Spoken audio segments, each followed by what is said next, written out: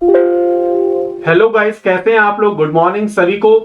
आज हम देखने वाले हैं कि जुलाई मंथ में कौन कौन से इंपॉर्टेंट करंट अफेयर बने हैं और उन करंट अफेयर पर आधारित जितने भी क्वेश्चंस बन सकते हैं वो सारे क्वेश्चन को हमने यहाँ पर क्वेश्चन आंसर के फॉर्म में आपके सामने लेकर के आया है। तो याद रखिएगा, पूरे जुलाई मंथ में हमने जितना करंट अफेयर जो इंपॉर्टेंट पार्ट है उससे रिलेटेड है, हमने यहाँ पर क्वेश्चन आंसर जो है आपके सामने लेकर के आए। बहुत ही इंपॉर्टेंट चैप्टर, बहुत ही इंपॉर्टेंट सेशन होने वाला है, क्योंकि इस मंथ में सारे क्वेश्चन जो है बन सकते हैं। जो जो क्वेश्चन बन सकते हैं वो सारे क्वेश्चन आपके सामने लाया गया है। ठीक है, तो इससे आपको दो चीजों की सबसे इंपॉर्टेंट तैयारी हो सकती है। एक तो आपको पूरा का पूरा करंट अफेयर के बारे में आपको मालूम चला जाएगा, दूसरा ये आपकी जो तैयारी है वो क्वेश्चन के ऊपर भी हो जाएगी, जिससे आपका जो है आपके एग्जाम में आपको काफी ज्यादा हेल्प मिलने वाला है। तो स्वागत है आपका इंडिया के लार्जेस्ट ऑनलाइन प्लेटफॉर्म अनअकैडमी पर, जहां पर इंडिया के बेस्ट एजुकेटर के द्वारा आपको एजुकेट किया जाता है। मेरा नाम उमाशंकर मिश्रा है। मेरे पास 8 साल का एक्सपीरियंस अनअकैडमी में आपका यूपीएससी सिविल सर्विस को पढ़ाने में है। मैंने ज्योग्राफी सब्जेक्ट में मास्टर किया है, जिस सब्जेक्ट को मुझे यहाँ पर डील करना रहता है। इसके साथ ही साथ मैं अभी पीएचडी कर रहा हूं। तो आप मेरे नॉलेज के साथ अपने नॉलेज को जोड़ सकते हैं, आप मेरे नॉलेज के साथ आप अपने नॉलेज का हेल्प ले सकते हैं और अपने एग्जाम को क्रैक कर सकते हैं। यहाँ पर इंडिया के बेस्ट एजुकेटर आप देख सकते हैं, सभी एजुकेटर जो है बेस्ट एजुकेटर हैं, जो आपको एग्जाम को क्रैक करने में काफी ज्यादा हेल्प करेंगे। क्लियर है। यहाँ पर देखिए, अनअकैडमी आपके लिए बहुत सारी ऑफर्स लेकर आया है। जैसे आप देख सकते हैं कि 1 subscription to crack UPSC CSC. Clear है। इसका मतलब क्या है कि अगर आप एक सब्सक्रिप्शन लेते हैं, एक सब्सक्रिप्शन में आपका पूरा का पूरा यूपीएससी, आपका प्रीलिम्स हो या मेंस हो, दोनों का दोनों जो है कवर होता है ना। ध्यान रखिएगा, इस सब्सक्रिप्शन में आपको सारे बैचेस एक्सेस करने का मौका मिलेगा। ठीक है, इसमें आप मेंस टेस्ट सीरीज दे सकते हैं, प्रीलिम्स टेस्ट सीरीज दे सकते हैं। आपको आपका जो हार्ड कॉपी के रूप में आपको बुक्स अवेलेबल होंगे, जो कि सबसे इंपॉर्टेंट है कि अपडेटेड बुक्स होंगे। ठीक है, अपडेटेड बुक्स होंगे। आपका जो टीचर जो है, जो एजुकेटर्स प्रीलिम्स मेंस और इंटरव्यू तक पहुंचे हुए हैं, उनके द्वारा जो है ये बुक्स बनाया गया है। ठीक है, आप सारे ऑप्शनल की क्लासेस को ज्वाइन कर सकते हैं। इसके साथ ही साथ आप ऑप्शनल के टेस्ट सीरीज को भी आप यूज कर सकते हैं। क्लियर है। इसका मतलब है कि आप उस टेस्ट सीरीज को भी एक्सेस कर सकते हैं, जिससे आपको ये समझ में आएगा कि आपका जो ऑप्शनल सब्जेक्ट है वो कितना प्रिपेयर है। क्लियर है। ये सारे एक्सेस केवल और केवल एक सब्सक्रिप्शन में मिलने वाला है, जिसका चार्ज मैं आपको बता दूं कि 57,500 रुपए है। ठीक है, 57,500 रुपए में आपको पूरा का पूरा सब्सक्रिप्शन मिलने वाला है। ये एक ऑफर के रूप में है, ध्यान रखिएगा, ये एक ऑफर के रूप में। इसका एक्चुअल अगर हम बात करें सब्सक्रिप्शन का एक्चुअल वर्थ की बात करें तो ध्यान रखिएगा 2.3 लाख है ना। तो ये ऑफर के रूप में आपको अभी 1 अगस्त, ध्यान रखिएगा, ये 1 अगस्त तक अगर आप जो है ज्वाइन करते हैं, सब्सक्रिप्शन लेते हैं, तो आप इस ऑफर का फायदा 57,500 में ले सकते हैं। अदरवाइज प्राइस जो है 1 अगस्त से हाइक होने वाला है। तो आई होप कि अगर आपको सब्सक्रिप्शन लेना होगा तो 1 अगस्त से पहले आप सब्सक्रिप्शन ले लेंगे, है ना। नेक्स्ट मैं आपको बताना चाहता हूं कि यहाँ पर यूपीएससी सीएससी एश्योर क्या कहना चाहता है। अगर आप 2 ईयर का सब्सक्रिप्शन लेते हैं, अगर आप 2 ईयर का सब्सक्रिप्शन लेते हैं और अगर आप इस टाइम पीरियड में अगर आप क्रैक नहीं कर पाते हैं गोल को, तो अनअकैडमी आपको 1 ईयर का जो है फ्री सब्सक्रिप्शन देगा। जो है 3rd ईयर की मैं बात करूं, 3rd ईयर आपको फ्री सब्सक्रिप्शन देगा, जिसमें आप सभी बैचेस का एक्सेस कर सकते हैं ना। यहां पर देख सकते हैं कि 1 subscription to crack it all, है ना। इसमें आपको 35% का डिस्काउंट मिलता है, जिसमें 25% का डिस्काउंट जो है विद ऑप्शनल और 10% का डिस्काउंट जो है अगर आप मेरा कोड यूज करते हैं उमा शंकर 10। क्या यूज करना पड़ेगा? उमा शंकर 10, बिना किसी स्पेस का आपको उमा शंकर 10 यूज करना है, जिससे आपको 10% का डिस्काउंट मिलेगा। इसके साथ ही साथ आप एडिशनल 10% आप और भी एक्स्ट्रा ऑफ पा सकते हैं अगर आपने प्लस जीएस के साथ आपने ऑप्शनल लिया है। ठीक है, और इसके साथ ही साथ आप ऑप्शनल हो या प्रीलिम्स हो या मेंस के टेस्ट सीरीज को भी एक्सेस कर सकते हैं। तो ध्यान रखिएगा, 1 subscription to crack it all, इसका मतलब है कि इस सब्सक्रिप्शन के द्वारा जो आप अपनी तैयारी और बूस्ट कर सकते हैं। यूपीएससी सीएससी महा सब्सक्रिप्शन ऑफर के अंतर्गत दिया जाता है कि 1 साल का सब्सक्रिप्शन ले सकते हैं या 2 साल का सब्सक्रिप्शन आप ले सकते हैं। इसका मतलब इससे फायदा क्या होगा, इसे क्यों महा सब्सक्रिप्शन का रूप दिया गया, इसे समझ लीजिए। अगर आप अगस्त में सब्सक्रिप्शन लेते हैं, इसका मतलब है कि आपका जो टाइम पीरियड कंप्लीट हो जाएगा ठीक अगस्त 2022 में, ठीक है, 2022 में आपका 1 ईयर जो है कंप्लीट हो जाएगा। लेकिन अनअकैडमी का कहना है कि अगर अक्टूबर में भी एग्जाम होता है, तो ध्यान रखिएगा, ये अगस्त में जो आपका बैच कंप्लीट हो जाएगा, 1 ईयर कंप्लीट हो जाएगा, उसको एक्सटेंशन के रूप में दिया जाएगा अक्टूबर तक। इसका मतलब है जब तक आपका मेंस नहीं हो जाता तब तक वो सब्सक्रिप्शन का सारा कोर्स जो है आप फ्री एक्सेस कर सकते हैं। तो आप देख सकते हैं कि 1 year plan valid till mains, है ना, जब तक आपका मेंस नहीं हो जाता। वैसे ही सेम टू सेम जो है आप सेकंड ईयर के लिए भी, 2 ईयर के लिए भी प्लान कर सकते हैं।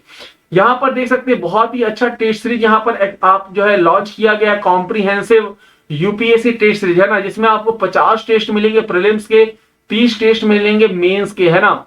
यहां पर सबसे इंपॉर्टेंट बात मैं आपको बता देना चाहता हूं कि प्रीलिम्स टेस्ट के लिए यहां पर 20 टेस्ट ऐसे होंगे जो फुल लेंथ होंगे, 12 टेस्ट ऐसे होंगे जो सेक्शनल होंगे, और 18 टेस्ट ऐसे होंगे जो टॉपिक वाइज होने वाले। इसका मतलब है कि प्रीलिम्स के लिए जितने भी क्वेश्चंस आपका बन सकता है वो सारे क्वेश्चन आपको इस टेस्ट सीरीज में मिलने वाले।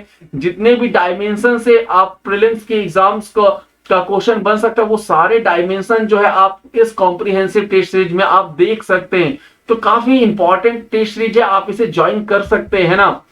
जो बच्चे यूपीएससी के लिए जो है सब्सक्रिप्शन लेना चाहते हैं बट वो ले नहीं पा रहे हैं फाइनेंशियली प्रॉब्लम की वजह से या किसी अलग वजहों से, तो उन बच्चों के लिए ध्यान रखिएगा अनअकैडमी लोन प्रोवाइड करता है, ठीक है। लोन को पाने के लिए, एक्सेस करने के लिए क्या करना होगा, तो आपको इस लिंक में जाकर के जो है लोन अप्लाई करना होगा। इस लोन को एक्सेस करने के लिए किसी भी प्रकार का कोई चार्ज देने की जरूरत नहीं पड़ती है, प्लस 0% इंटरेस्ट रेट रहता है, ठीक है, और 2 घंटे के अंदर जो है ये लोन अप्रूव हो जाता है।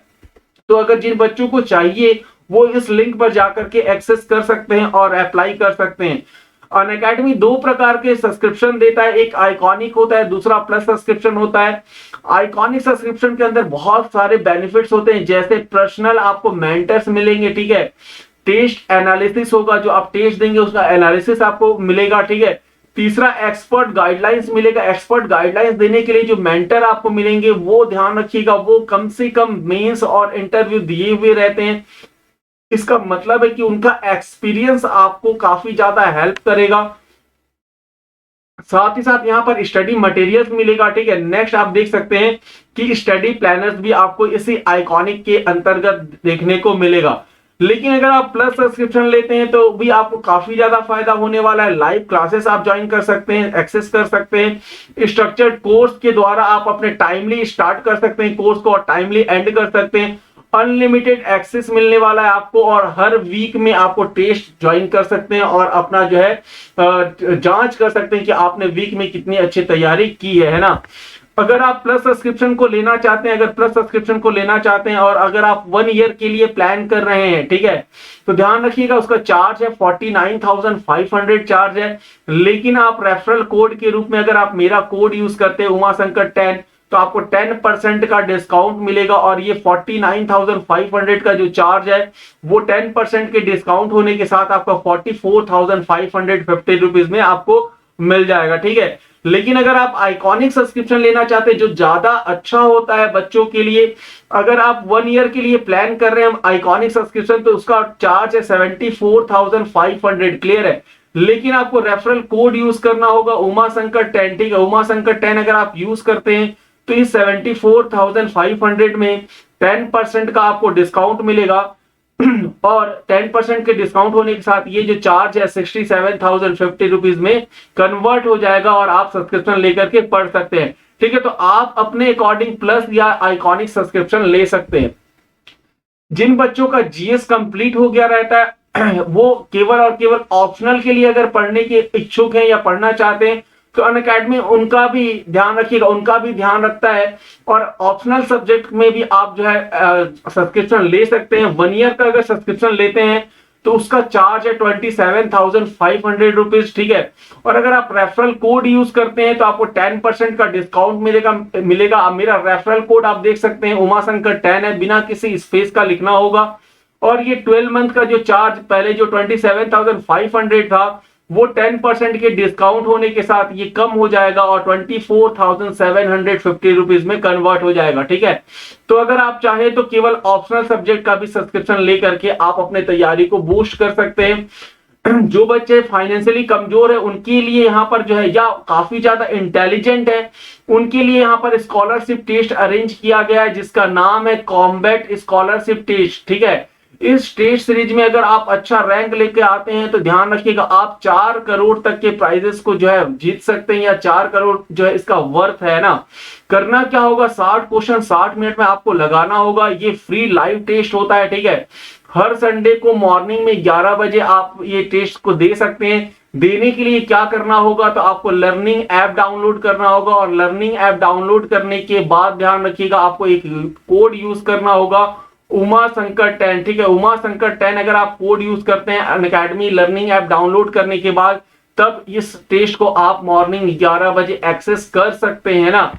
नेक्स्ट मैं आपको बता दूं, अगर आपने सब्सक्रिप्शन ले लिया है या लेना चाहते हैं तो आपके लिए सबसे बेटर समय है ये, क्योंकि यहाँ पर बहुत सारे अच्छे बैचेस लॉन्च किए गए हैं। 1 ईयर का बैच, 2 ईयर का बैच, साथ ही साथ यहाँ पर बेसिक बैच भी है जो एनसीईआरटी से रिलेटेड होता है। ठीक है, मतलब फंडामेंटल क्लियर करते हुए आपको एडवांस लेवल तक ये बैच लेकर के जाएगा। और जो बच्चों को 10 अक्टूबर को अगर एग्जाम देना उनके लिए एक रिवीजन बैच को भी लॉन्च किया गया, तो आप इस रिवीजन बैच को ज्वाइन करके आप अपनी तैयारी को और अच्छे से बूस्ट कर सकते हैं और अपने क्रैक करने के लिए काफी ज्यादा यहाँ पर हेल्प मिलेगा, है ना। जिनकी तैयारी कंप्लीट हो चुकी है, जीएस की भी तैयारी हो चुकी है, मेंस में आप मेंस की भी तैयारी हो चुकी है और साथ ही साथ ऑप्शनल की भी तैयारी हो चुकी है, उन बच्चों को ध्यान रखिएगा, उन बच्चों को अपना तैयारी को परखने के लिए टेस्ट सीरीज ज्वाइन करना पड़ता है। यहाँ पर अनअकैडमी उसे फ्री दे रहा है।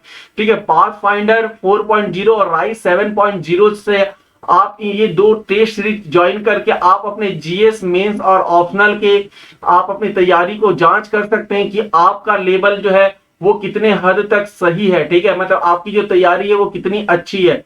अगर आपको करंट अफेयर की तैयारी के बारे में जांच करना हो तो आप वर्ल्ड अफेयर 4.0 टेस्ट सीरीज को ज्वाइन कर सकते हैं और अपना करंट अफेयर का आकलन कर सकते हैं। फिर से ध्यान दीजिएगा कि यहाँ पर इस टेस्ट को एक्सेस करने के लिए आपको अनअकैडमी लर्निंग ऐप डाउनलोड करना पड़ेगा और इस कोड को यूज करना पड़ेगा, उमा शंकर 10। आई होप कि आपने समझा होगा कि अनअकैडमी आप लोगों के लिए बहुत अच्छी बातें सोचता है, बहुत अच्छा ऑफर लेकर के आता है, आप ज्वाइन कर सकते हैं। ठीक है, आज हमें पढ़ना है कि मंथली करंट अफेयर जुलाई मंथ का। ठीक है, जुलाई मंथ में जो भी करंट अफेयर जो है उनसे जो रिलेटेड क्वेश्चंस है उनके बारे में हमें यहाँ पर डिस्कस करना होगा। तो तैयार हो जाइए, बहुत इंपॉर्टेंट सेशन होने वाला है जो आपको काफी ज्यादा एग्जाम में हेल्प करेगा। ठीक है, बहुत ज्यादा अच्छे से ये क्वेश्चंस बनाए गए हैं जो आपके लिए काफी ज्यादा यूजफुल होंगे।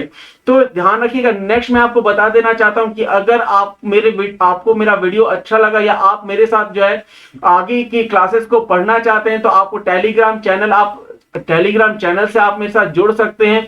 आप वीडियो के डिस्क्रिप्शन में देखेंगे तो आपको इस प्रकार का एक विंडो खुला हुआ दिखाई देगा, जिसमें यहां पर आप देख सकते हैं कि यहां पर लिखा गया है कि उमा शंकर है ना, उमा शंकर मिश्रा टेलीग्राम चैनल। ठीक है, उमा शंकर मिश्रा टेलीग्राम चैनल, जहां पर इसके जस्ट नीचे आपको मेरा लिंक दिखाई देगा, मेरे जो है टेलीग्राम चैनल का लिंक आपको दिखाई दे रहा है। इस टेलीग्राम चैनल के लिंक के साथ आप मेरे साथ जुड़ सकते हैं, जहां पर आपको अपडेटेड क्लासेस के बारे में आपको मालूम चलेगा। ठीक है, अपडेटेड क्लासेस का जो है लिंक आपको मिल जाएगा।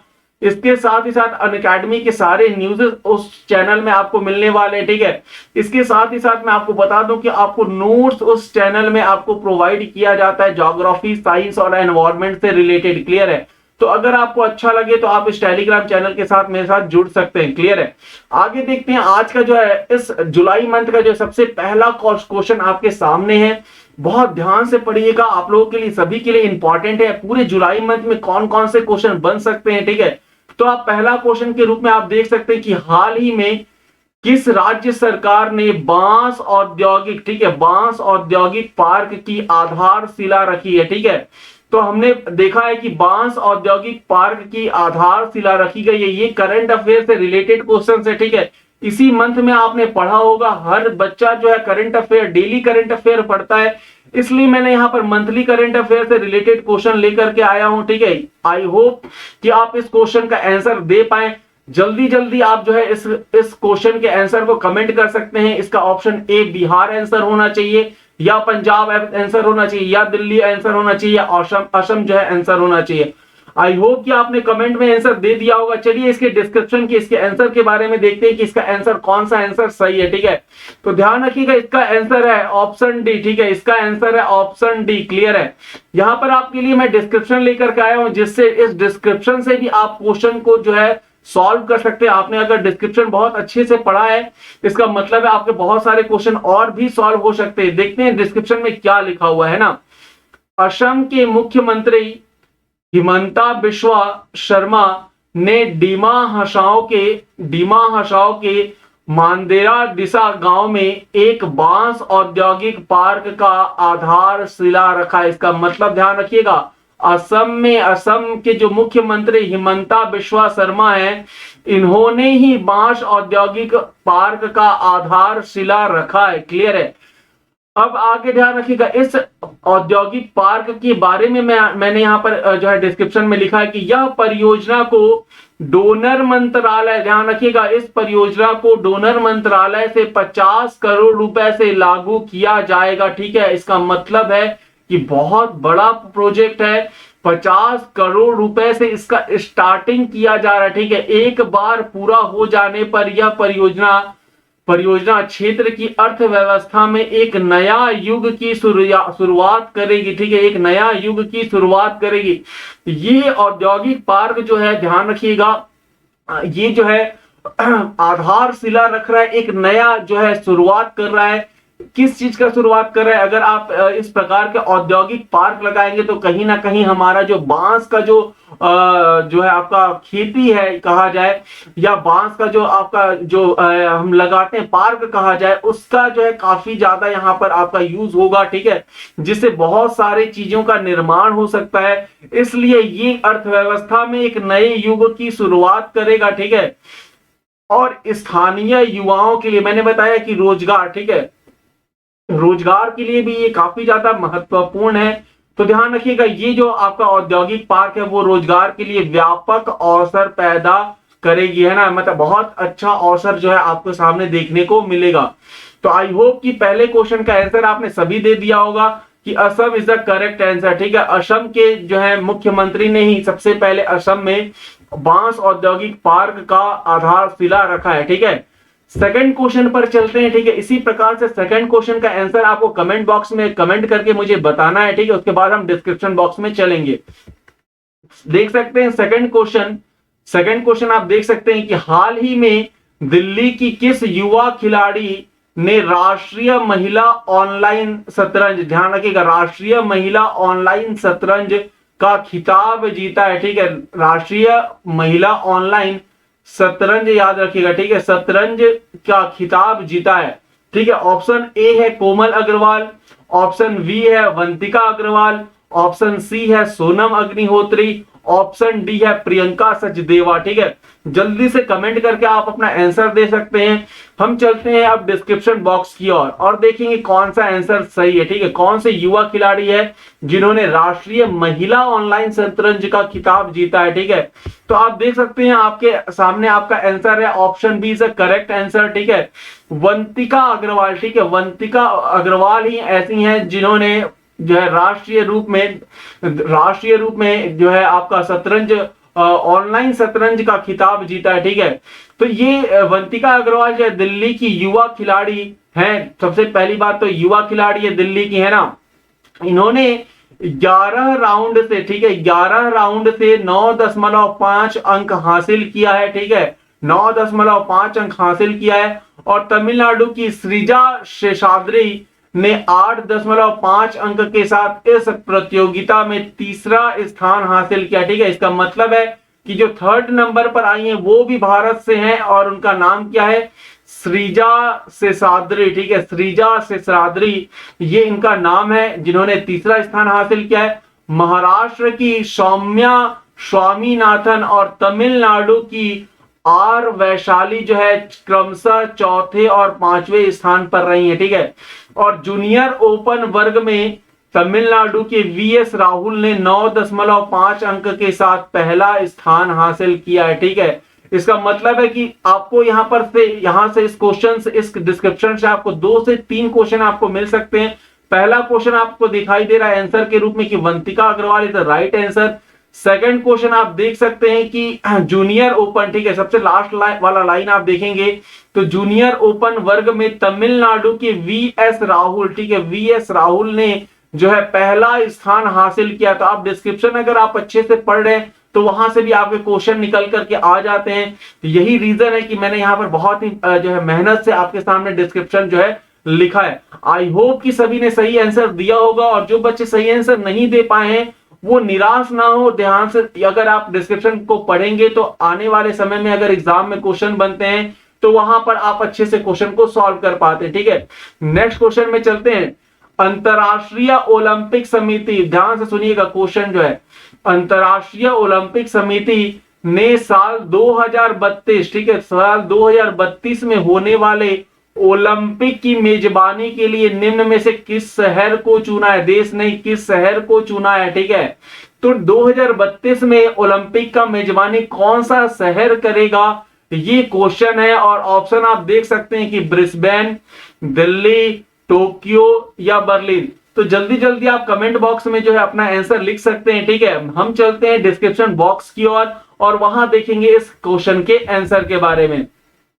तो इसका आंसर है आपका ए, ठीक है, इसका राइट आंसर है ए, ब्रिस्बेन। ठीक है, ब्रिस्बेन, ब्रिस्बेन कहां पर है आप सभी जानते हैं, ऑस्ट्रेलिया। ठीक है, तो ब्रिस्बेन ओलंपिक गेम्स 2032 का आयोजन, ठीक है, ऑस्ट्रेलिया के शहर ब्रिस्बेन में किया जाएगा। ठीक है, ऑस्ट्रेलिया का शहर ब्रिस्बेन में किया जाएगा। ऑस्ट्रेलिया इससे पहले ही 2 बार ओलंपिक की मेजबानी कर चुका है, मतलब ध्यान रखिएगा ये तीसरी बार मेजबानी करेगा। कौन से ईयर में? 2032 में करेगा मेजबानी। कौन सा शहर? तो ब्रिस्बेन। ठीक है, ध्यान रखिएगा ब्रिस्बेन जो है तीसरी बार मेजबानी करेगा, है ना। इसके बाद जो है और कुछ पॉइंट्स आपको यहां पर समझना होगा।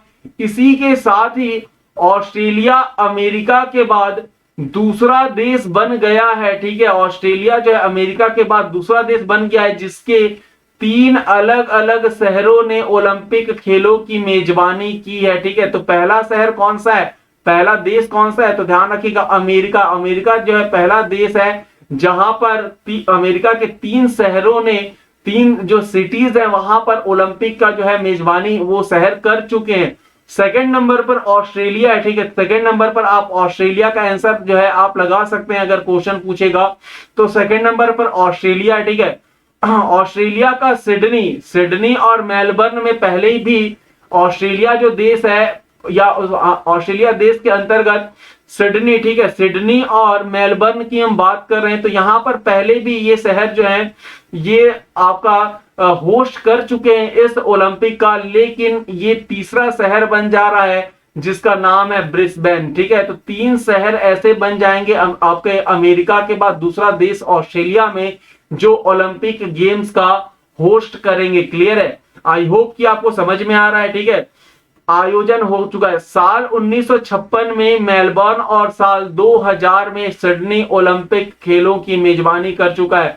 मतलब याद रखिएगा कि सिडनी ने कौन से वर्ष में किया है ओलंपिक का मेजबानी, तो याद रखिएगा 1956 में, बहुत पहले की बात है। 1956 में सिडनी ने जो है इस ओलंपिक का जो है आपका होस्ट किया है, और मेलबर्न जो है ये ध्यान रखिएगा 1956 के बाद जो है 2000 में, मतलब 2000 साल 2000 में इसने मेलबर्न जो है आपका होस्ट किया, और ब्रिस्बेन कब करने वाला है? तो 2032 में। ठीक है, तो ये तीनों जो है देश, तीनों शहर का नाम याद रखना पड़ेगा और आपको ईयर याद रखना पड़ेगा क्योंकि इंपॉर्टेंट सेक्टर है ये, इंपॉर्टेंट क्वेश्चंस यहां से बन सकते हैं। आई होप कि सभी ने ब्रिस्बेन दिया होगा अपने आंसर में कमेंट करके। क्लियर है? तो जिन्होंने नहीं दिया वो इस आपका ये वाला जो आपका डिस्क्रिप्शन है उस डिस्क्रिप्शन को पढ़ करके अपनी तैयारी और अच्छे से बूस्ट कर सकते हैं। या आपको ये भी देखना पड़ेगा कि आपने जब करंट अफेयर पढ़ा था और डेली करंट अफेयर तो कहां चूक हो गई कि जिससे आपके ये क्वेश्चंस नहीं बन पाया। ठीक है, तो आई होप कि गेटिंग माय पॉइंट्स, और आप अपने प्रॉब्लम को आप अपने जो है जहां पर आपका करंट अफेयर भूल रहे हैं या फिर आपने नहीं पढ़ा इस पर आपको ध्यान देना होगा। ठीक है, चलते हैं नेक्स्ट क्वेश्चन की ओर। हाल ही में किस देश में मंकी बी वायरस, ठीक है, बहुत चर्चा में ये वायरस रहा है ना, मंकी बी वायरस से मानव के संक्रमित होने का पहला मामला सामने आया है, ठीक है। तो ये मंकी बी वायरस जो है काफी ज्यादा चर्चा में रहा है न्यूज चैनलों में। आई होप कि इस वायरस के बारे में सभी जानते होंगे, क्योंकि ये जुलाई मंथ की ही बात है। तो इसका ऑप्शन है चीन, दूसरा ऑप्शन रूस, थर्ड ऑप्शन पाकिस्तान, और ऑप्शन फोर्थ या डी जो है जापान। तो जल्दी से कमेंट करके अपना आंसर आप देख सकते हैं। क्वेश्चन बहुत ध्यान से पढ़ना है, इसके बाद अपने आंसर को यहां पर लिखना है, ठीक है। हम चलते हैं डिस्क्रिप्शन बॉक्स की ओर। जो बच्चे नहीं दे पाए होंगे आंसर, उनके लिए ये एक प्रकार का जो है आंसर दिया जा रहा है, जिससे उन बच्चों को काफी ज्यादा हेल्प मिल सके, है ना। तो इसका option A is a right answer. वैसे भी अगर आप क्वेश्चन देखें और अगर आप ऑप्शन में चीन देख रहे हैं, तो बहुत अच्छे से आप अनुमान लगा सकते हैं कि मंकी बी वायरस जो है कहां से इसका मामला सामने आया होगा, ठीक है। नेक्स्ट देख सकते हैं यहां पर डिस्क्रिप्शन में अगर आप पढ़ेंगे तो बहुत सारे क्वेश्चन और भी सॉल्व हो सकते हैं। जैसे चीन हाल ही में मंकी बी वायरस से मानव के संक्रमित होने का पहला मामला सामने आया, ठीक है। ये वायरस पहले भी आ चुका है, लेकिन इस वायरस से मानव भी संक्रमित हो रहा है, ये वाली बात जो है आपके लिए एकदम न्यू है, ठीक है। और ये पहली बार चाइना में देखने को मिला है कि मंकी बी वायरस जो है वो मानव को भी संक्रमित कर रहा है, ठीक है। और ये बहुत ही ज्यादा टेंशन वाली बात है, क्योंकि आपने देखा कि इसके पहले कोरोना का जो सिस्टम आपने देखा, तो इसलिए सभी लोग जो है काफी डरे हुए थे, है ना। मंकी बी वायरस है क्या, तो उसके लिए यहां पर देख सकते हैं कि मंकी बी वायरस जो है मैकॉक बंदरों में पाया जाने वाला, ठीक है, ध्यान रखिएगा, इंपॉर्टेंट वर्ड है मैकॉक बंदर, है ना। मैकॉक बंदर में पाया जाने वाला अल्फा हर्पीस वायरस जो है एनजूटिका, यानी यह मूल रूप से इनमें पाया जाता है, ठीक है। यहां पर ध्यान रखिएगा अल्फा, ध्यान रखिएगा, इस नाम को याद रखना पड़ेगा आपको, क्योंकि ये नाम आपके लिए इंपॉर्टेंट हो जाता है। क्या नाम है, तो आप बताएंगे कि अल्फा विर्स वायरस एनजूटिका, ठीक है। ये जो है आपका इस वायरस में पाया जाता है, और सर्वप्रथम इसकी पहचान जो है वर्ष 1932 में की गई थी, ठीक है। ध्यान रखिएगा इसकी खोज कब की गई थी, या इसके बारे में सबसे पहली बार कब देखा गया था, तो 1932 में देखा गया था। इंसानों में यह वायरस मैकॉक बंदर के काटने से, ठीक है, अगर मैकॉक बंदर अगर बाइट करते हैं लोगों को, तो उनके द्वारा या फिर खरोचने के द्वारा या संक्रमित बंदरों के संपर्क में या उनके जो लार मलमूत्र आदि के संपर्क में आने से भी फैलता है। क्लियर है ये बात। तो ये किस प्रकार से फैलता है ये भी आपने जान लिया, ठीक है। इसमें किसकी सर्वाधिकता पाई जाती है ये भी आपने देख लिया, ठीक है। और ये भी आपने देख लिया कि इस वायरस का जो है सबसे पहली बार चीन में देखा गया कि इस वायरस से मानव भी संक्रमित हो रहे हैं। तो इस प्रकार से आपको डिस्क्रिप्शन से काफी ज्यादा फायदा मिलता है, ठीक है। आई होप कि सभी ने आंसर सही दिया होगा, लेकिन इस क्वेश्चन के आंसर देने के साथ साथ आपने ये डिस्क्रिप्शन अगर आप पढ़ लेंगे या इसका नोट्स अगर आप बना लेंगे तो आपके लिए काफी ज्यादा हेल्पफुल होगा। चलते हैं हम नेक्स्ट क्वेश्चन की ओर। नेक्स्ट क्वेश्चन कह रहा है कि एशियाई विकास बैंक, ठीक है, एशियाई विकास बैंक ने चालू वित्त वर्ष के लिए, ठीक है, एशियाई एडीबी की बात हो रही है ना, एशियाई विकास बैंक जो है चालू वित्त वर्ष के लिए भारत के आर्थिक विकास का अनुमान को 11% से घटाकर कितने प्रतिशत कर दिया है, ठीक है। तो पहले जो है 11% अनुमान था, ठीक है, 11% अनुमान था आर्थिक विकास दर का, लेकिन एडीबी ने जो है उसे कम कर दिया है। कितना प्रतिशत कम करके रखा है ये आपको तय करना होगा। जुलाई मंथ में ही आपने इसके बारे में काफी चर्चा सुना था।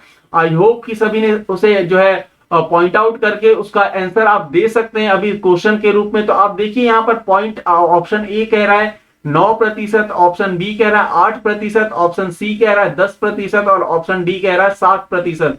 जल्दी से आंसर जो है आप कमेंट बॉक्स में कमेंट कीजिएगा, जिससे हमें समझ में आ सके कि आपकी तैयारी कितनी हुई है। हम चलते हैं अब डिस्क्रिप्शन बॉक्स की ओर, जिसमें आपको बहुत सारे अनबॉक्सिंग करने का मौका मिलेगा, ठीक है।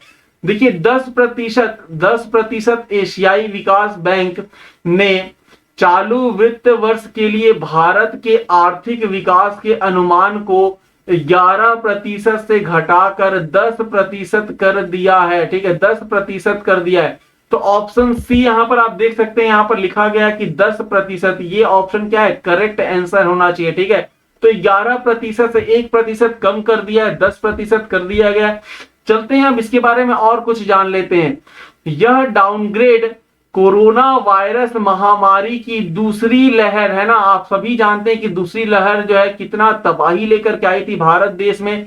तो दूसरी लहर के प्रतिकूल प्रभाव को ध्यान में रखते हुए किया गया है। ठीक है, तो दूसरा जो लहर आपने देखा था अप्रैल में वो लहर के उस लहर का प्रभाव जो है वित्त आपका जो है आर्थिक विकास दर में भी पड़ा है, जिससे 1% कम हो चुका है, 11 से जो है आपने देखा कि 10 हो चुका है। ठीक है, तो इसके बाद हम देख सकते हैं कि वित्त वर्ष 2022-23 के लिए अनुमान को 7% से बढ़ाकर 5% कर दिया गया। ठीक है, तो वित्त वर्ष 2022-23 के लिए अनुमान को 7% से बढ़ाकर 5% कर दिया गया, क्योंकि उस समय तक अधिकांश आबादी का टीकाकरण हो जाएगा और आर्थिक गतिविधियां जो है सामान्य हो जाएगी, है ना। तो आपको ये याद रखना पड़ेगा कि एडीबी जो है आपका एशियान डेवलपमेंट बैंक जो है आपका एशियाई विकास बैंक की बात कर रहे हैं, इन्होंने 11% से घटा करके कितना प्रतिशत घटा दिया है, तो 1% घटा करके अब अनुमान कितना कर दिया, 10% का अनुमान उन्होंने लगाया है। ठीक है, चल आई होप कि सभी ने आंसर सही दिया होगा।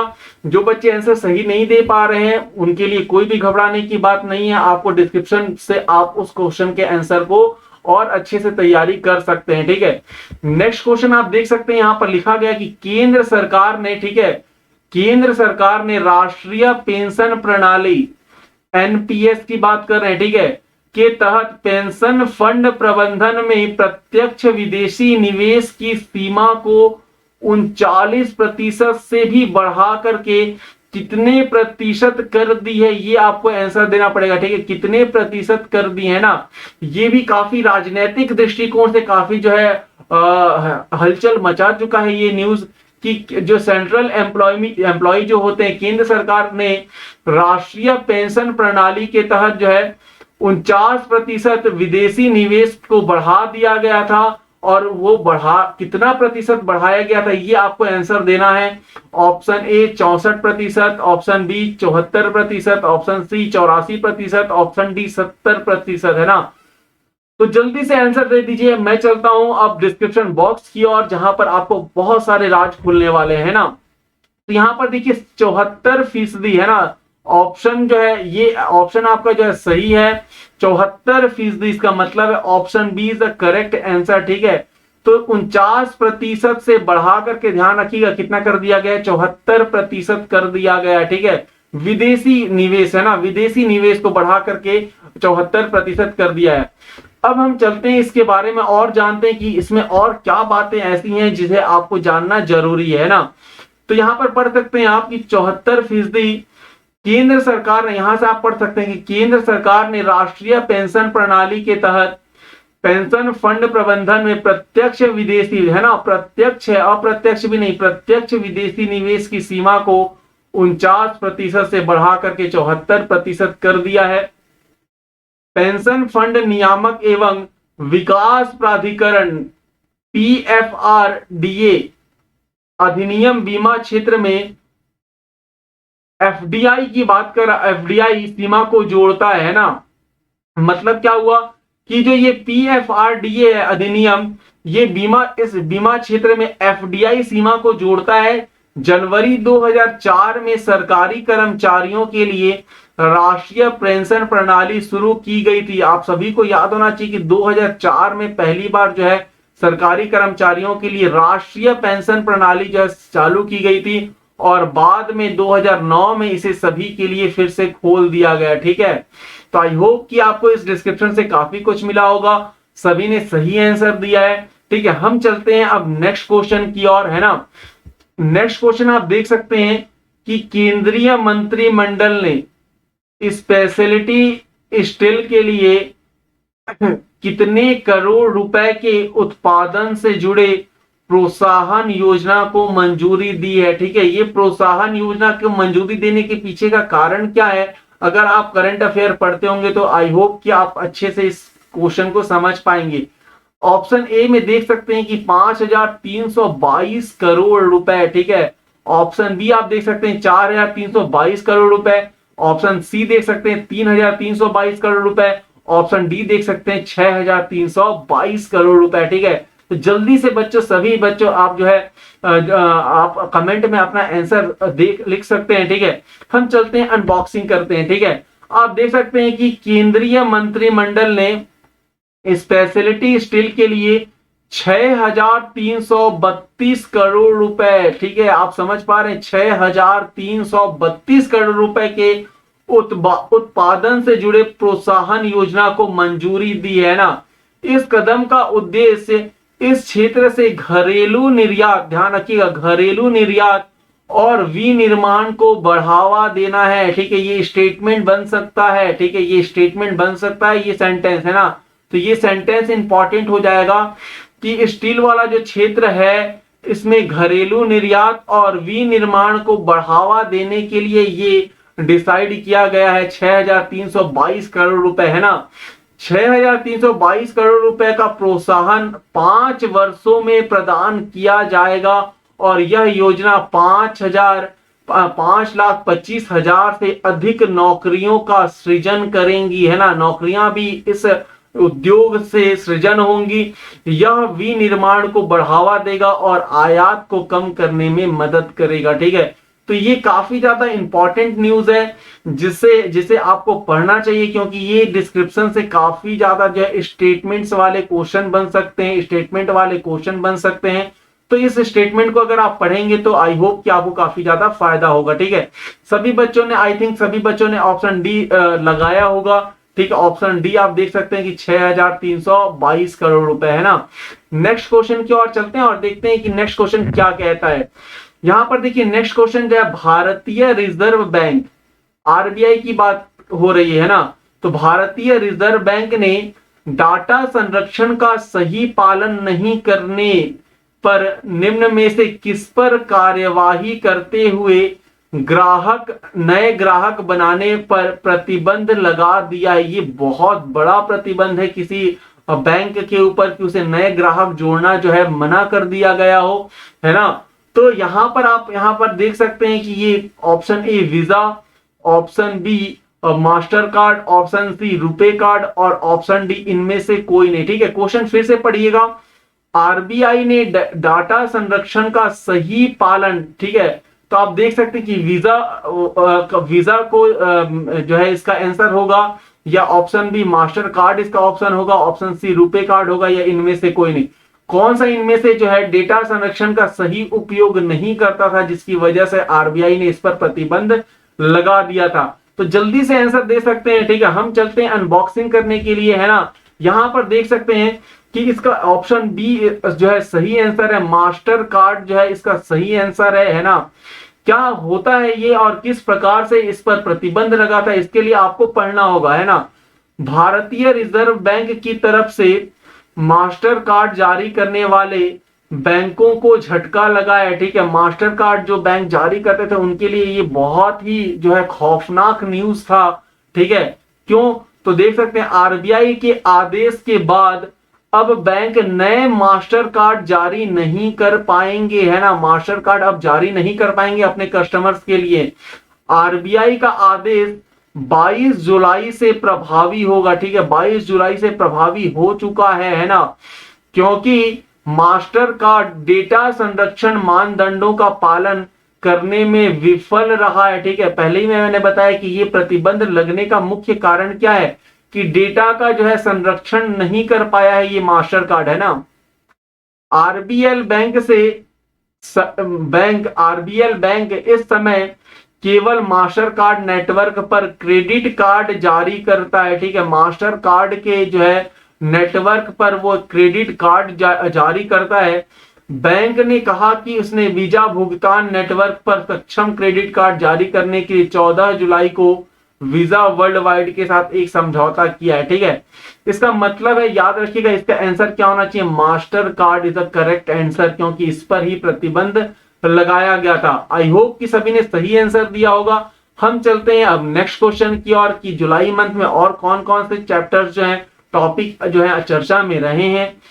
हाल ही में किस देश ने जॉनसन एंड जॉनसन, ठीक है, ये नाम सुनते ही बहुत कुछ याद आता है, बहुत गंभीर समय याद आता है। ठीक है, तो जॉनसन एंड जॉनसन जो है कोविड 19 वैक्सीन के आपातकालीन इस्तेमाल को मंजूरी दे दी है। ठीक है, क्वेश्चन क्या है, हाल ही में किस देश ने, ठीक है, किस देश ने Johnson and Johnson Covid 19 vaccine को आपातकालीन इस्तेमाल के लिए मंजूरी दे दी है ना। ऑप्शन ए है नेपाल, बी है चाइना, ऑप्शन सी है वियतनाम, ऑप्शन डी है रूस।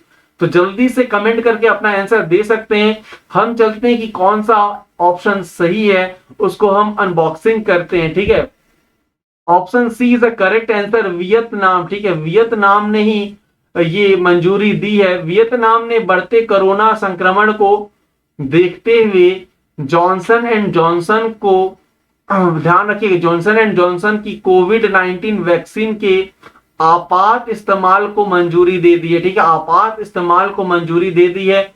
देश में लगातार बढ़ रहे संक्रमण के मामलों पर लगाम लगाने और वैक्सीन की आपूर्ति को बढ़ावा देने के लिए ये कदम उठाया गया। सभी जानते हैं ये काफी ज्यादा चर्चा में रहा है ये न्यूज। ठीक है, जॉनसन एंड जॉनसन की वैक्सीन को मंजूरी दक्षिण पूर्व एशियाई देश में, कौन कौन से देश में दिया गया, तो वो यहाँ पर इंपॉर्टेंट ये लाइन हो जाएगा आपके लिए कि दक्षिण पूर्व एशियाई देश में समर्थित छठा ब्रांड है। ठीक है, छठवां ब्रांड है दक्षिण पूर्व एशिया में इस कोविड वैक्सीन का। ठीक है, वियतनाम के बाद अब तक के सबसे खराब संक्रमण के दौर से गुजरा है। ठीक है, वियतनाम जो है बहुत खतरनाक संक्रमण दर से गुजरा है। इसकी वजह से ये इस चीज को समझ पा रहा है कि किस प्रकार से खतरनाक हो सकता है किसी देश के लिए कोरोना। यही रीजन है कि कोविड 19 के वैक्सीन को इस देश ने क्या कर दिया, मंजूरी दे दिया है। तो आई होप कि सभी ने इस न्यूज को पढ़ा होगा और सही आंसर दिया होगा। Option C is the right answer. ठीक है, option C is the right answer. हम चलते हैं नेक्स्ट क्वेश्चन की ओर, देखते हैं सबसे इंपॉर्टेंट क्वेश्चन और क्या हो सकता है। नेक्स्ट क्वेश्चन आप पढ़ सकते हैं कि किस देश ने 679 मेगावाट की जल विद्युत परियोजना विकसित करने हेतु भारत के सतलज जल विद्युत निगम के साथ 1.3 बिलियन अमेरिकी डॉलर का समझौता किया है। ठीक है, ध्यान रखिएगा, इस प्रकार के क्वेश्चन जो है यूपीएससी में बहुत ज्यादा आते हैं स्टेटमेंट वाइज। तो इस क्वेश्चन को जो है बहुत ध्यान से आपको पढ़ना होगा, और नहीं पढ़े तो इसके डिस्क्रिप्शन में हम देखेंगे कि ये किस प्रकार से इंपॉर्टेंट है ना। तो जल्दी से आप अपने आंसर को कमेंट में देख सकते हैं। ऑप्शन ए है चाइना, ऑप्शन बी है पाकिस्तान, ऑप्शन सी है नेपाल, ऑप्शन डी है रूस, है ना।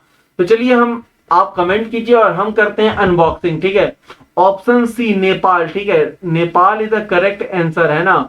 नेपाल ने पूर्वी नेपाल, ठीक है, पूर्वी नेपाल में 679 मेगावाट की जल विद्युत परियोजना विकसित करने के लिए भारत के सतलज नदी का जल विद्युत निगम के साथ 1.3 बिलियन अमेरिकी डॉलर का समझौता किया। बहुत बड़ा समझौता है नेपाल के लिए, क्योंकि छोटा देश है ना।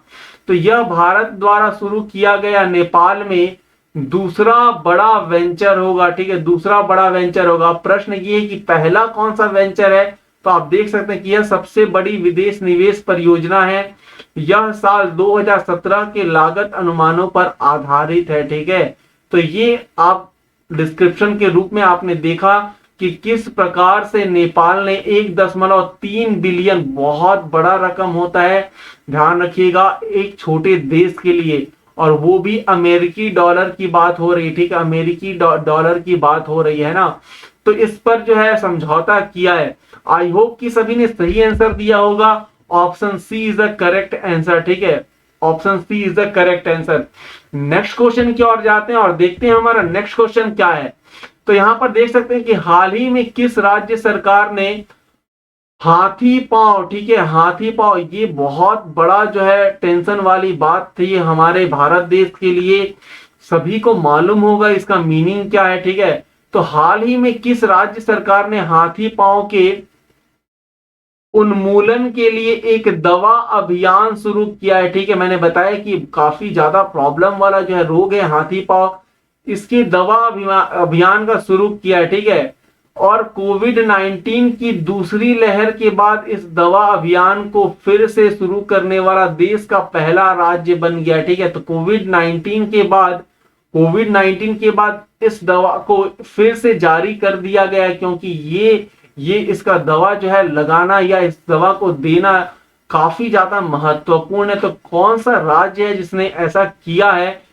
आप ऑप्शन ए देख सकते हैं बिहार, ऑप्शन बी देख सकते हैं पंजाब, ऑप्शन सी देख सकते हैं महाराष्ट्र और ऑप्शन डी देख सकते हैं दिल्ली। तो जल्दी से आप अपना आंसर जो है कमेंट करके जरूर दीजिएगा, ठीक है। अटेम्प्ट जरूर कीजिएगा। हम चलते हैं अनबॉक्सिंग करने के लिए। Option C is the right answer, ठीक है। आपको याद होना चाहिए कि महाराष्ट्र जो है वो किस प्रकार से कोरोना से काफी ज्यादा प्रभावित राज्य रहा है। प्रभावित होने के बावजूद भी हाथी पांव में जो दवा के लिए इसने सबसे पहले भारत देश में सबसे पहले स्टार्टिंग का परमिशन दे दिया आफ्टर कोविड, है ना। तो यहाँ पर आंसर हम पढ़ते हैं, हाल ही में महाराष्ट्र सरकार ने हाथी पांव के उन्मूलन के लिए एक दवा अभियान शुरू किया है और कोविड 19 की दूसरी लहर के बाद इस दवा अभियान को फिर से शुरू करने वाला देश का पहला राज्य बन गया है, ठीक है। नेक्स्ट जो इंपॉर्टेंट है वो पढ़ लेते हैं। हाथी पांव, जिसे आम तौर पर एलिफेंटियासिस, ध्यान रखिएगा, एलिफेंटियासिस के रूप में जाना जाता है, एक उपेक्षित उष्णकटिबंधीय रोग के रूप में माना गया है, ठीक है। उष्णकटिबंधीय ट्रॉपिकल रोग के रूप में इसे माना जाता है। मानसिक स्वास्थ्य के बाद यह दूसरी सबसे अधिक अक्षम करने वाली बीमारी, मतलब मानसिक स्वास्थ्य में आप सबसे ज्यादा जो है परेशान रहते हैं, उसके बाद दूसरा ये सबसे बड़ा रोग है हाथी पांव। इसलिए महाराष्ट्र सरकार ने कोविड 19 के जैसे ही दूसरा लहर समाप्त हुआ उसके बाद तुरंत हाथी पांव की दवा को देने के लिए उसने परमिशन दे दी है, ठीक है। तो आई होप कि आपको इस डिस्क्रिप्शन में बहुत सारी चीजें सीखने को मिली हैं। जो नई चीजें हैं वो उसके लिए आप तुरंत जो है नोट्स बना सकते हैं। अगर आपको नोट्स नहीं बनाना है तो आप मेरे टेलीग्राम चैनल के साथ जुड़ सकते हैं, जिसमें सभी चीजों का नोट्स आपको प्रोवाइड किया जाएगा। मैंने पहले भी बताया है कि आपको डिस्क्रिप्शन में जाना है और डिस्क्रिप्शन में जा करके उमा शंकर मिश्रा, वहां पर आपको उसका लिंक मिल जाएगा और उस लिंक के साथ जो है आप टेलीग्राम चैनल्स के साथ मेरे साथ जुड़ सकते हैं, जहां पर आपको इसका पीडीएफ मिल जाएगा, है ना। नेक्स्ट क्वेश्चन पर चलते हैं।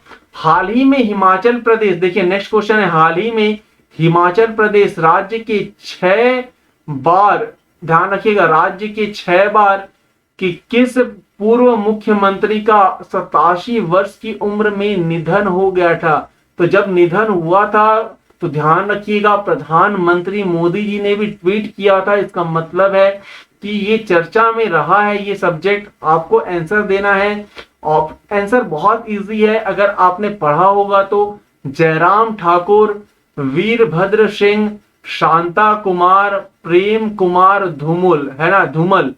तो इस 4 ऑप्शन में आपको करेक्ट आंसर चूज करना होगा और कमेंट करके मुझे जवाब देना होगा, ठीक है। हम चलते हैं अनबॉक्सिंग करने के लिए कि कौन सा आंसर सही है।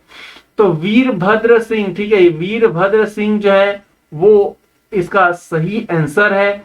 हिमाचल प्रदेश के पूर्व मुख्यमंत्री और कांग्रेस नेता, ठीक है, ध्यान रखिएगा कांग्रेस नेता थे ये, वीरभद्र सिंह का निधन हो गया। वे 87 साल के थे। वीरभद्र सिंह की राजनीतिक करियर काफी लंबा रहा है और वे 6 बार हिमाचल के मुख्यमंत्री रहे, ठीक है। 6 बार अगर किसी राज्य का कोई मुख्यमंत्री बनता है, इसका मतलब समझ जाइए कि उस राज्य में उस व्यक्ति का पकड़ कैसा होगा, है ना। और राज्य में अगर इसका पकड़ है, इसका मतलब है कि राज्य में इन्होंने बहुत अच्छा कार्य किया होगा, ठीक है। तो कौन कौन से ईयर में ये जो है मुख्यमंत्री रहे हैं, यहाँ पर उसका डिस्क्रिप्शन भी मैंने दे दिया। 1983, 1993, 98, ठीक है, 2000, ध्यान से देखेंगे तो 1983 से 1990 तक, फिर 1993 से 1998 तक, फिर 1998 से 2003 तक, और 2003 से लेकर के 2007 तक, फिर 2012 से लेकर के 2017 तक ये हिमाचल के मुख्यमंत्री रहे। ठीक है, हिमाचल में एक तरफा इनका जो है वर्चस्व था। यही रीजन है कि कॉन्टिन्यूअस जो है ये 6 बार मुख्यमंत्री रहे। वीरभद्र सिंह का जो जन्म है 23 जून 1934 को बूशहर रियासत के राजा पदम सिंह के घर में हुआ था। ठीक है, तो ये आपको आंसर भी जानने को मिला, और इस आंसर के बारे में मतलब वीरभद्र सिंह के बारे में जो मैंने यहाँ पर डिस्क्रिप्शन में लिखा है वो भी आपके लिए काफी ज्यादा महत्वपूर्ण है। ठीक है, तो आई होप गाइस कि आपने सही आंसर दिया होगा और आप जो है करंट अफेयर का जो है आंसर आप टिक लगा रहे होंगे, है ना। हम चलते हैं नेक्स्ट क्वेश्चन की और देखते हैं कि हमारा नेक्स्ट क्वेश्चन जो है कितना इंपॉर्टेंट है। नेक्स्ट क्वेश्चन में आप देख सकते हो कि हाल ही में देश का नया शिक्षा मंत्री निम्न में से किसे नियुक्त किया गया है। ठीक है, ये तो सभी बच्चे, जितने भी बच्चे इस वीडियो को देख रहे हैं, आई होप कि सभी बच्चे सही आंसर दे रहे हैं, क्योंकि वो यूपीएससी सीएससी एस्पायरेंट्स हैं, तो उनको ये छोटा सा जो है न्यूज जरूर मालूम होना चाहिए कि न्यू शिक्षा मंत्री हमारे कौन है। जल्दी से आप कमेंट करके अपना आंसर दीजिएगा। धर्मेंद्र प्रधान, अमित शाह, रविशंकर प्रसाद, सुशील मोदी। ठीक है, जल्दी से आप मुझे आंसर दीजिएगा। हम चलते हैं अनबॉक्सिंग करने के लिए। तो इसका करेक्ट आंसर होना चाहिए धर्मेंद्र प्रधान। ठीक है, धर्मेंद्र प्रधान, है ना। ये काफी जो ज्यादा चर्चा में रहे हैं धर्मेंद्र प्रधान। ठीक है, प्रधानमंत्री नरेंद्र मोदी के काफी करीब माने जा रहे अभी के नेताओं में, है ना। तो प्रधानमंत्री नरेंद्र मोदी के नेतृत्व वाली कैबिनेट मंत्रिमंडल में 7 जुलाई, ध्यान रखिएगा 7 जुलाई 2021 को किए गए फेरबदल में पहले से पेट्रोलियम एवं प्राकृतिक गैस और स्टील मंत्रालय संभाल रहे धर्मेंद्र प्रधान को अब केंद्रीय शिक्षा मंत्रालय दिया गया है। ठीक है, पहले ये पेट्रोलियम और प्राकृतिक गैस और स्टील मंत्रालय संभाल रहे थे, लेकिन वर्तमान समय में जो फेरबदल हुआ उसके बाद उन्हें केंद्रीय शिक्षा मंत्रालय दिया गया और कौशल विकास एवं उद्यमिता मंत्रालय की जिम्मेदारी दी गई है। ठीक है, उन्होंने रमेश पोखरियाल निशंक की जगह ली है। ठीक है, रमेश पोखरियाल निशंक की जगह ली है। गौरतलब है कि निशंक ने स्वास्थ्य कारणों का हवाला देते हुए 7 जुलाई को इस्तीफा दे दिया था। ठीक है, वे पिछले मोदी सरकार में कौशल विकास और उद्यमिता विभाग के केंद्रीय कैबिनेट मंत्री भी थे। आपको याद होना चाहिए जब फेरबदल चल रहा था 7 जुलाई को, उस समय बहुत सारे नेताओं ने फेरबदल से पहले ही अपना जो है अपना रेजिग्नेशन जो है उन्होंने दे दिया था। उनमें से ही एक रेजिग्नेशन था आपका ये ध्यान रखिए, जिनका नाम था रमेश पोखरियाल निशंक, है ना। ये संभाल रहे थे, ध्यान रखिएगा, कौशल विकास और उद्यमिता विभाग। लेकिन इन्होंने उसके पहले ही क्या कर दिया, फेरबदल से पहले ही अपना इस्तीफा दे दिया और इनकी जगह पर ही आए धर्मेंद्र प्रधान, जो शिक्षा विभाग के साथ साथ कौशल विकास और उद्यमिता विभाग को भी संभाल रहे हैं। आई होप कि सभी ने सही आंसर दिया होगा। बहुत आसान क्वेश्चन था। हम चलते हैं नेक्स्ट क्वेश्चन की ओर, है ना। यहां पर देख सकते हैं कि 23 जुलाई को होने वाले टोक्यो ओलंपिक, याद रखिएगा टोक्यो ओलंपिक इंपॉर्टेंट वर्ड है, टोक्यो ओलंपिक के उद्घाटन समारोह में भारतीय दल के ध्वजवाहक के रूप में निम्नलिखित में से किसे चुना गया है। ठीक है, तो याद रखिएगा ये इंपॉर्टेंट क्वेश्चन है। जुलाई में जो है ये चर्चा का विषय रहा है कि 23 जुलाई को जो स्टार्ट हो चुका है, ठीक है, 23 जुलाई को होने वाला जो टोक्यो ओलंपिक था उसमें किसने आपका ध्वजवाहक के रूप में किसे चुना गया था, भारतीय दल के किस ध्वजवाहक के रूप में जो है चुना गया था, ये आपका जो है क्वेश्चन है। इसका ऑप्शन आप देख सकते हैं अजय ठाकुर और माना पटेल, बुला चौधरी और मिहिर सेन, ऑप्शन सी सानिया मिर्जा और Sunil Chhetri, option D MC Mary Kom और मनप्रीत सिंह। जल्दी से आप मुझे अपना आंसर दे सकते हैं, कमेंट बॉक्स में कमेंट कर सकते हैं। बहुत अच्छा सेशन चल रहा है, बहुत इजी क्वेश्चन और बहुत ही सुलझा हुआ क्वेश्चन आपके सामने देखने को मिल रहा है। इसके साथ ही साथ डिस्क्रिप्शन बॉक्स में भी आपको बहुत सारे आंसर के जो हैं, बहुत सारे जो है आपको डिस्क्रिप्शन बॉक्स में भी बहुत सारे न्यूज आपको मिलते चले जा रहे हैं। तो जल्दी से कमेंट कीजिएगा, हम चलते हैं इसके डिस्क्रिप्शन बॉक्स की ओर, है ना। तो एमसी मैरीकॉम, है ना, option D is a correct answer. MC Mary Kom और मनप्रीत सिंह, ठीक है, ये इन्हें ही क्या किया गया था, तो ध्यान रखिएगा ऑप्शन डी सही आंसर है। इनको किसका जो है आपका किस लिए चुना गया था, तो ध्यान रखिएगा उद्घाटन समारोह में भारतीय दल के ध्वजवाहक के रूप में इन्हें चुना गया था। ठीक है, कितने कितने कामयाब लोग हैं ये, कितना कितना गर्व से हम कह सकते हैं कि एमसी मैरीकॉम और मनप्रीत सिंह को टोक्यो ओलंपिक के दौरान भारतीय दल के ध्वजवाहक के रूप में इन्हें चुना गया था। ठीक है, तो हम देखते हैं कि इनके अनबॉक्सिंग में हमें और क्या क्या न्यूज हमें मिलती है। ठीक है, तो 6 बार, ध्यान रखिएगा, 6 बार की विश्व चैंपियन, है ना, 6 बार विश्व चैंपियन मुक्केबाज मैरी कॉम, है ना, मैरी कॉम और पुरुष हॉकी टीम के कप्तान मनप्रीत सिंह, ये इन दोनों को टोक्यो ओलंपिक 2020 के उद्घाटन समारोह में भारत के ध्वजवाहक होंगे, इसका निश्चय किया गया था। ठीक है, इन खेलों में भारत की तरफ से पदक के सबसे बड़े दावेदारों में से एक पहलवान बजरंग पुनिया 8 अगस्त 2021 को समापन समारोह में भारतीय ध्वजवाहक की भूमिका निभाएंगे, है ना।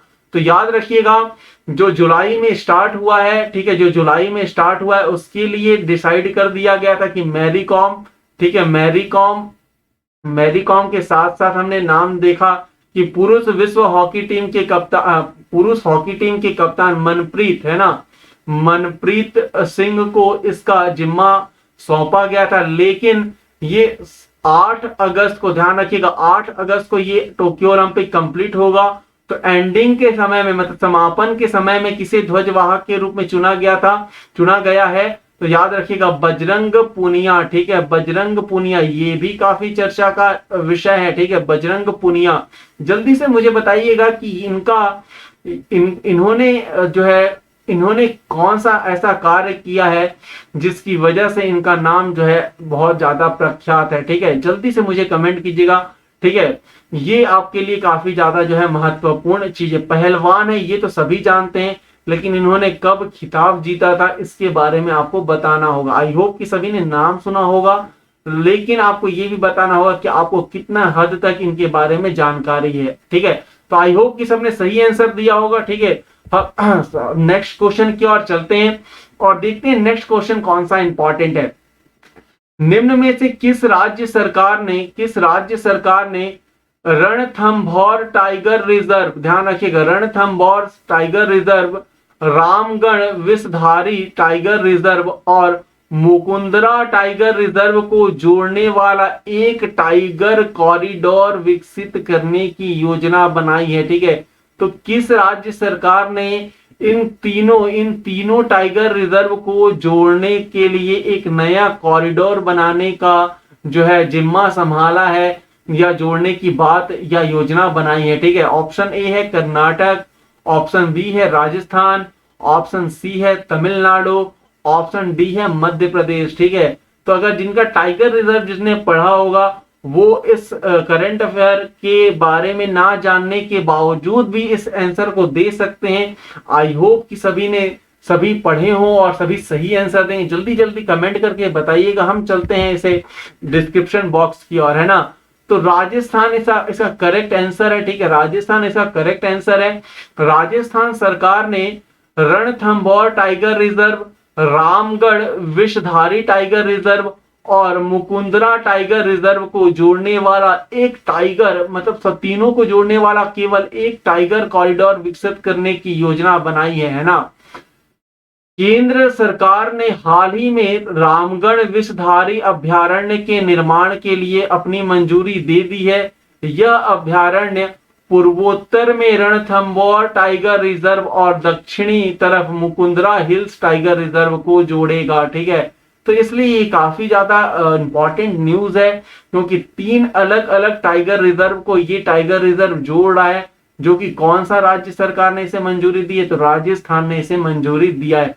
आई होप कि आपने सही आंसर दिया होगा। जो बच्चे आंसर नहीं दे पाए होंगे वो इस डिस्क्रिप्शन से आप अपने आंसर को आंसर के काफी ज्यादा करीब पहुंच सकते हैं, और इसे आप लिख करके जो है नोट्स भी बना सकते हैं। ठीक है, हम चलते हैं नेक्स्ट क्वेश्चन की ओर।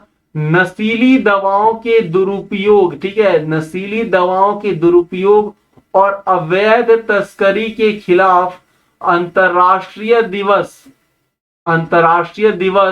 निम्न में से किस दिन मनाया जाता है। 200 सेकंड वाला जो वेब था वो काफी ज्यादा जो है हेक्टिक था, सभी लोगों के लिए प्रॉब्लम क्रिएटर था। सभी लोग नेगेटिविटी में जा रहे थे। ठीक है, सभी लोग एग्जॉस्ट हो पा रहे थे।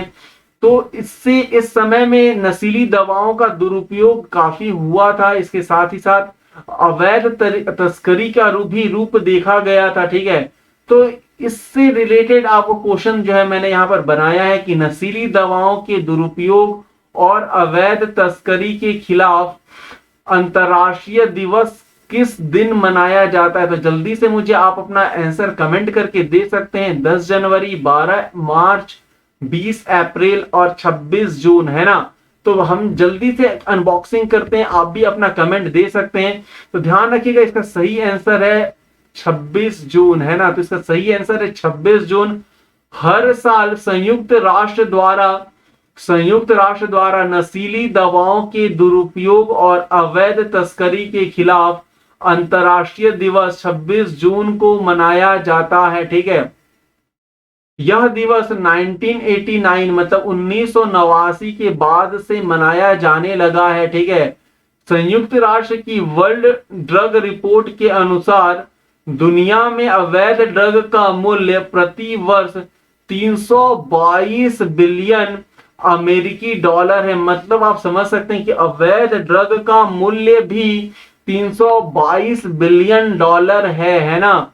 नशीली दवाओं के दुरुपयोग और अवैध तस्करी के खिलाफ अंतरराष्ट्रीय दिवस के रूप में एक ड्रग्स मुक्त दुनिया को प्राप्त करने की कार्रवाई और सहयोग को मजबूत करने के लिए मनाया जाता है। ठीक है, तो संयुक्त राष्ट्र ने सबसे पहले ध्यान रखिएगा कौन से ईयर में, 1989। ठीक है, 1989 के बाद 26 जून को ये दिवस मनाया जाता है। 1918 के बाद जो है 26 जून को ये दिवस मनाया जाता है। ये दिवस जो है नशीली दवाओं के दुरुपयोग और अवैध तस्करी के खिलाफ अंतरराष्ट्रीय दिवस के रूप में इसे घोषित किया गया है। तो आई होप कि आपको बहुत अच्छे से ये डिस्क्रिप्शन समझ में आया है। ठीक है, इसमें इंपॉर्टेंट बातें मैंने यहाँ पर लिख दिया है कि संयुक्त राष्ट्र ने इसे घोषित किया है, 1989 से घोषित किया गया है, और कौन से डेज को मनाया जाता है, तो 26 जून को मनाया जाता है। ठीक है, इसके बाद नेक्स्ट क्वेश्चन आप देख सकते हैं कि ग्लोबल स्टार्टअप इकोसिस्टम इंडेक्स में, ठीक है, ग्लोबल स्टार्टअप इकोसिस्टम इंडेक्स में भारत को निम्न में से कौन सा स्थान प्राप्त हुआ है। ठीक है, भारत को इसे कौन सा जो है स्थान प्राप्त हुआ है, ये आपको बताना है। ठीक है, सभी बच्चे आई होप कि ये बता पाए। ऑप्शन ए है 15वां स्थान, बी है 21वां स्थान, सी है 19वां स्थान और ऑप्शन डी है 20वां स्थान। ठीक है, जल्दी से आप मुझे अपना कमेंट करके अच्छे आंसर दे सकते हैं, सही आंसर दे सकते हैं। ठीक है, मैं वेट कर रहा हूं, आपका कमेंट देख रहा हूं मैं, जल्दी से आप मुझे अपना कमेंट दीजिएगा। हम चलते हैं, अनबॉक्सिंग करते हैं। 20वां, ठीक है, 20वां स्थान जो है भारत को प्राप्त है। ठीक है, 20वां स्थान जो है इस ग्लोबल स्टार्टअप इकोसिस्टम इंडेक्स में भारत को प्राप्त है। इसका मतलब है option D is the correct answer. हम चलते हैं कि और इसके बारे में हम क्या जान सकते हैं। ठीक है, तो ध्यान रखिएगा, स्टार्टअप ब्लिंक द्वारा ग्लोबल स्टार्टअप इकोसिस्टम इंडेक्स 2021 में शीर्ष 100 देशों में भारत 20वां स्थान पर रहा है। ठीक है, भारत का 20वां स्थान रहा है। देश भारत जो है 2019 में 17वें स्थान पर था। ठीक है, 2019 में इसमें भारत 17वें स्थान पर था, लेकिन अभी 20 में 20वें स्थान पर खिसक चुका है, जिसके बाद यह 6 स्थान नीचे गिर करके 2020 में 23वें स्थान पर रहा है। ठीक है, 23वें स्थान पर रहा है। रिपोर्ट के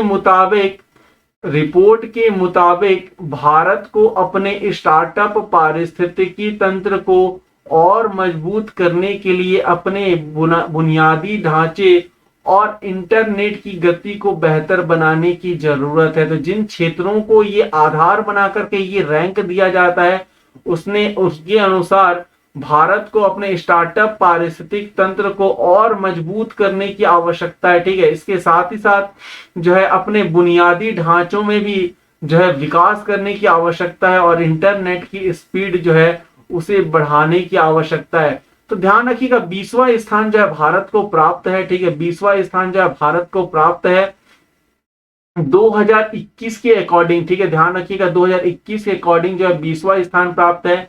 ठीक है, 2000 ध्यान रखिएगा 20 में जो है इसका रैंक 2020 में भारत का रैंक था 23rd। ठीक है, 2020 में भारत का रैंक था 23rd, और 2019 की बात करें तो ये जो है 17वें स्थान पर था। ठीक है, तो ये जो न्यूज आपको मिला है, एक क्वेश्चन आपने यहाँ पर डील किया और इस डिस्क्रिप्शन के अकॉर्डिंग जो है उसके बारे में आपने इतना अच्छा जो है कॉन्सेप्ट पढ़ लिया।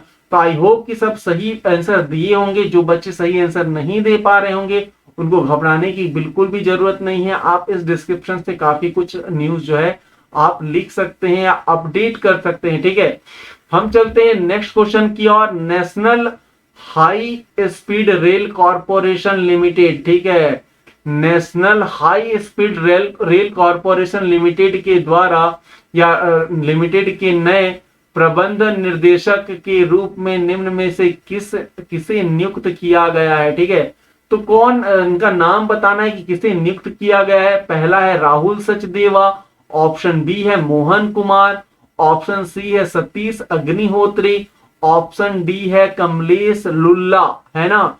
तो जल्दी से आप अपना जो है आंसर कमेंट बॉक्स में कर सकते हैं। हम चलते हैं अब इस क्वेश्चन के आंसर की ओर, है ना। तो यहां पर देख सकते हैं कि Satish Agnihotri is the right answer. ठीक है, Satish Agnihotri is the correct answer. Retired अधिकारी है ये। ठीक है, रिटायर्ड अधिकारी सतीश अग्निहोत्री को national high speed rail corporation limited का नया एमडी नियुक्त किया गया है। ठीक है, सतीश अग्निहोत्री को 3 साल के लिए यह जिम्मेदारी सौंपी गई है। अग्निहोत्री वर्ष 1982 बैच के IRSE हैं। ठीक है, ध्यान रखिएगा IRSE हैं, और वे 2018 में रेल विकास निगम लिमिटेड के प्रमुख के रूप में रिटायर्ड हुए थे। ठीक है, मतलब बहुत बड़े जो है ओहदे पर जाने के बाद ये रिटायर्ड हुए थे। यही रीजन भी है कि इन्हें रिटायर्ड होने के बाद जो है इतना बड़ा जिम्मेदारी दिया जा रहा है। ठीक है, एमडी बनाया जा रहा है।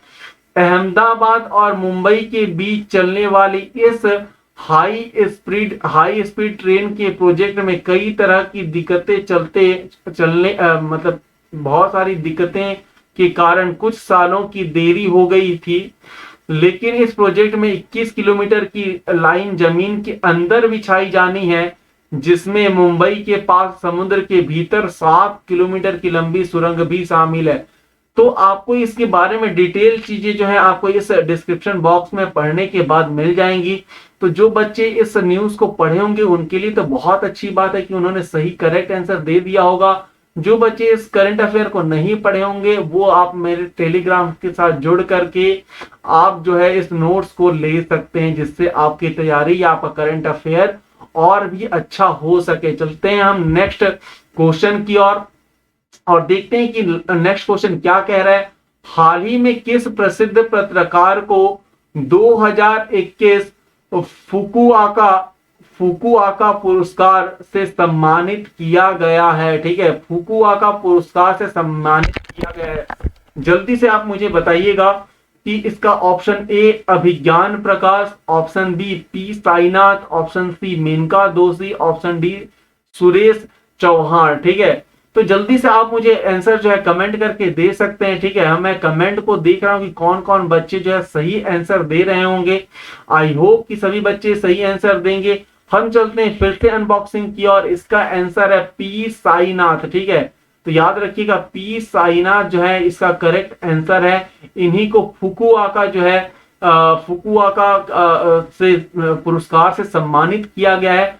वरिष्ठ पत्रकार हैं ये, वरिष्ठ पत्रकार और पीपल्स आर्काइव और ऑफ रूरल इंडिया के संस्थापक संपादक पी साईनाथ को इस साल जापान के प्रतिष्ठित ग्रैंड फुकुओका या फुकुओका पुरस्कार से सम्मानित किया गया है।